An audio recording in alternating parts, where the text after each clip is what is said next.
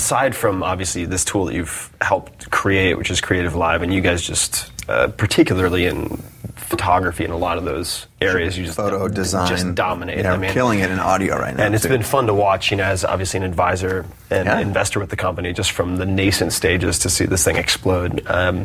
It's been really fun. But aside from that tool, obviously, which exists now, what books, resources helped you become better at photography, and then also helped you get better at positioning, storytelling? Sure. Wow.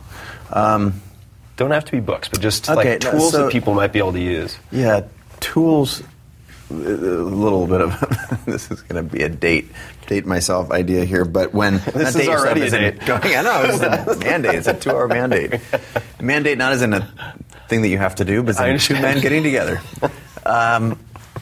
At first, it was the library. Literally, it was books like how to negotiate photography.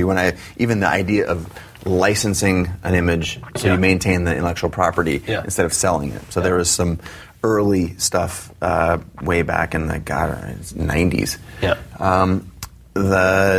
As soon as I realized that I was good at the craft, and that was developed primarily through repetition and feedback loops that I cultivated and created on my own.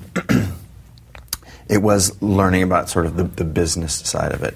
And I think there's a weird, you have to know your industry for sure. That's very, very beneficial. But all the big hacks, the leaps, the sort of the leapfrog things that I did in my career came from outside my industry. So instead of learning from other photographers, I have a huge respect for the masters that have paved the way before me, but I took a lot of cues from Andy Warhol and Jean-Michel Basquiat and Robert Rauschenberg, the artists in New York in the 60s, 70s, 50s, 60s, 70s, because they were sort of, again, they were hackers. They were finding out how to hack the system, and they were making art about making art. And they were sort of reinventing the game while they were playing it. Right. And I was always motivated to try and apply that to my work.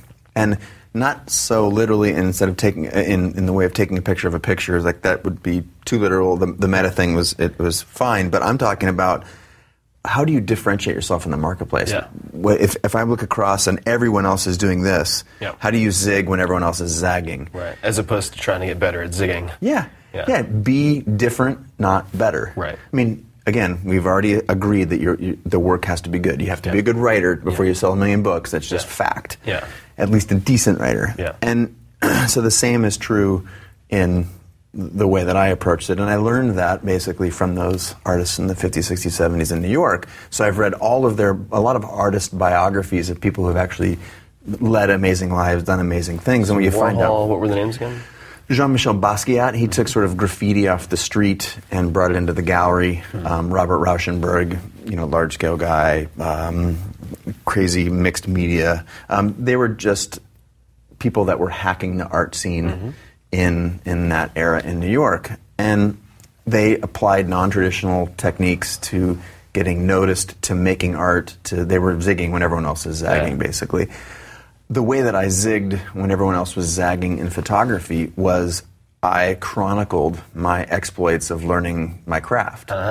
And smart. It was 10 years before it was cool to be transparent, and I was actually sort of vilified for sharing trade secrets. So I would go out and try something, and it was before YouTube. Traitor to the guild. Yeah, literally.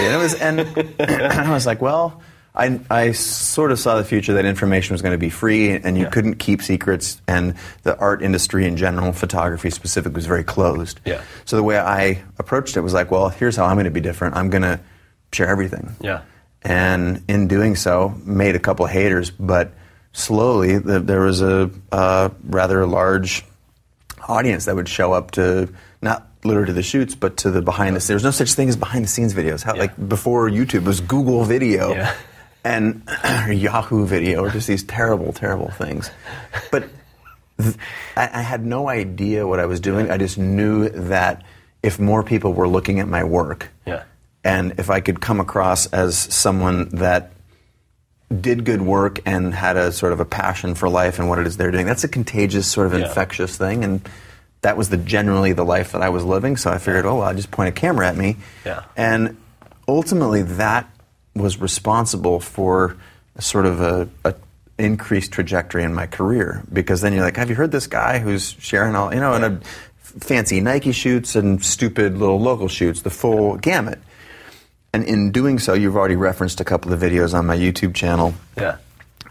In doing so, created a large following, and it was in large part that following which helped unlock so many other things for me. Yeah. Because as we've seen even the last, let's call it 5 years, people are now, as artists, we no longer require permission from anyone to share our work at scale. Yeah. We don't have to, there's no more gatekeepers, the gallerist and the magazine and my personal social following and the blog that I write at Chase Jarvis is larger than a lot of the media companies outlets that hire me. Right.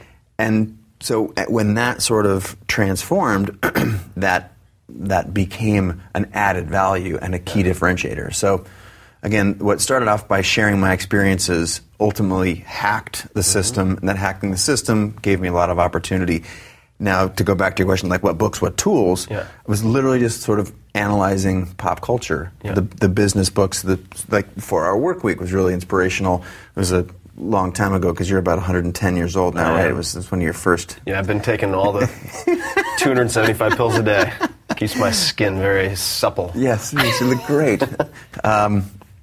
But again, taking inspiration and ideas from other genres. So instead of reading like how to be a better photographer, it was like digital new media books. It was business books from guys like Guy Kawasaki and Tim Ferriss, and like literally hacker books and avant-garde artist books that talked about not getting attention for the sake of attention, but how to create transformative art. What do you do? Like, where do you go? What do you think about? What kind of permissions do you give yourself? So